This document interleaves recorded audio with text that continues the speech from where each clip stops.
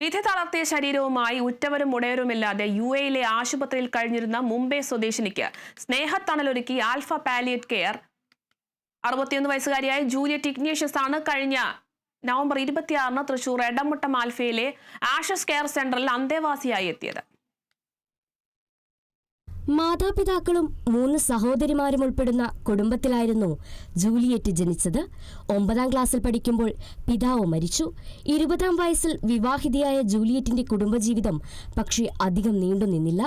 ഭർത്താവുമായി പിണങ്ങി മകളുമായി വീട്ടിലെത്തിയ ജൂലിയറ്റ് പിന്നീട് അമ്മയുടെ സംരക്ഷണത്തിലായിരുന്നു. മകളെ അമ്മയുടെ അടുത്താക്കി ജോലി തേടി ജൂലിയറ്റ് UAEയിലെത്തി. 40 വർഷം നീണ്ട പ്രവാസ ജീവിതത്തിനിടയിൽ പക്ഷാഘാതവും ജൂലിയറ്റിന്റെ ജീവിതത്തിൽ ഇരുൾ പടർത്താനെത്തി.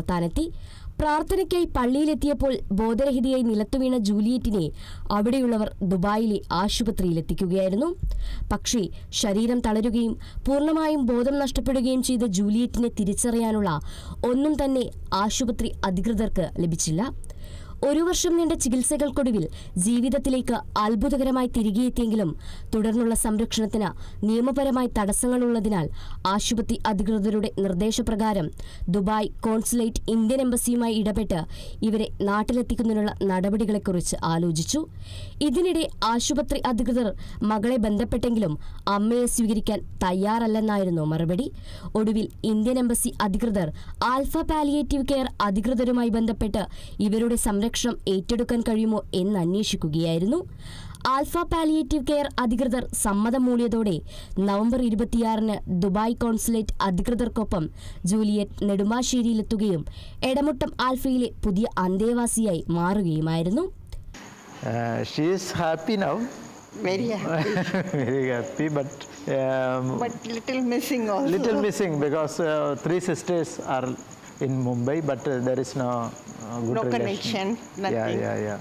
അപ്പോൾ സിസ്റ്റേഴ്സ് ഉണ്ട്, അവരൊന്നായിട്ടുള്ള നല്ല റിലേഷൻഷിപ്പ് ഇല്ല. കാരണം അവർക്കൊരു ബാധ്യതയാവുമോ എന്നുള്ളൊരു ഭയമുണ്ട്. ഞങ്ങൾ ആഗ്രഹിക്കുന്ന ഇവരെ സിസ്റ്റേഴ്സിനൊക്കെ കണക്ട് ചെയ്യാൻ പറ്റുമോ എന്നുള്ളത് ഞാനിപ്പോൾ ഒരു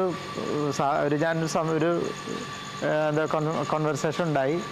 അപ്പോൾ ഞാൻ ചോദിച്ചപ്പോൾ അവരെ അറിയിക്കുന്നതൊക്കെ ഒരു വലിയ ബുദ്ധിമുട്ടായിട്ടാണ് ആൾ ഫീൽ ചെയ്യുന്നത്.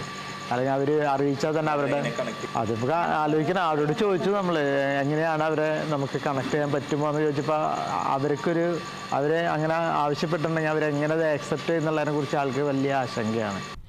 ഇംഗ്ലീഷ്, തമിഴ് തുടങ്ങി വിവിധ ഭാഷകൾ കൈകാര്യം ചെയ്യുന്ന ജൂലിയറ്റിന് ആൽഫയിലെ വിശ്രമ ജീവിതം ഏറെ ഇഷ്ടപ്പെട്ടെങ്കിലും മകളെയും മറ്റു ബന്ധുക്കളെയും ഒരിക്കലെങ്കിലും കാണണമെന്നാഗ്രഹം മനസ്സിൽ ഒരു വിങ്ങലായുണ്ട്.